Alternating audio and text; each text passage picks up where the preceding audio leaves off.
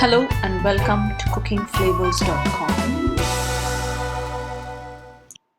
For today's recipe, we look at a very different kind of rasam, simple and tasty lemon rasam. And here are the list of ingredients that are required for this. We'll get straight into the preparation. In a bowl of water, I've taken one ripe tomato, preferably the Natu Takali variety, and I'm just squeezing it with my hand to get the maximum pulp out of it. Take water according to the quantity of rasam that you require. To that, I've added in a few curry leaves and coriander leaves, roughly chopped, and goes in half a teaspoon of turmeric powder and half a teaspoon of asafoetida or hing, and I'm adding in 1 tablespoon of homemade rasam powder. If you'd like to know the recipe of this rasam powder, I'll link it in the description box below, and I'll give the links to various other rasams also in the description box below. Now, along with the rasam powder, I'm going to add in the required amount of salt, and I'll mix it slightly with my hand, and we'll keep that aside. Now we look at a few crushing of the ingredients. In a mortar and pestle, I'm just adding a small piece of ginger. This is the most important ingredient for a lemon rasam because the duo of the ginger and the lemon is a good combination. Here, if you want, you can also add in a small piece of a green chili, but I've avoided green chili today. Now, along with this, I've added just about 1 dry red chili, and now goes in just about a teaspoon of black peppercorns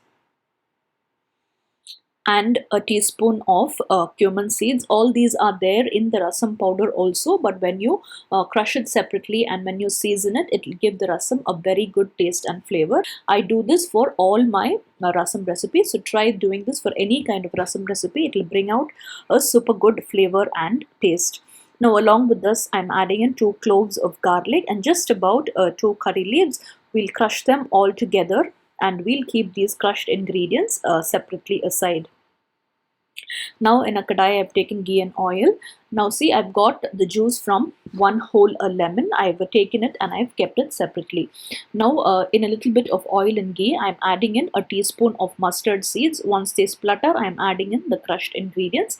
We'll slightly roast them just for a minute till they combine well with the ghee. Don't forget to add a teaspoon of ghee here also. Now I'm adding in a few coriander leaves and curry leaves directly in the oil, my signature step, so that it emits the best taste and flavor of the coriander leaves and the curry leaves. We'll slightly saute them nicely, and now it's time to add in the prepared rasam mixture.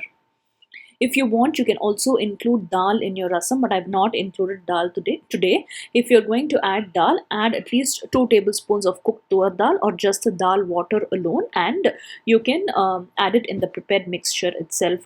We'll wait for this rasam to come to a nice rolling boil, and once it comes to a rolling boil and becomes frothy, allow it to boil for at least 3 to 4 minutes, and then you can switch off the stove. As I told you, you can also add in dal, but I have not added any dal today because I'd like to keep my rasam for a day or two.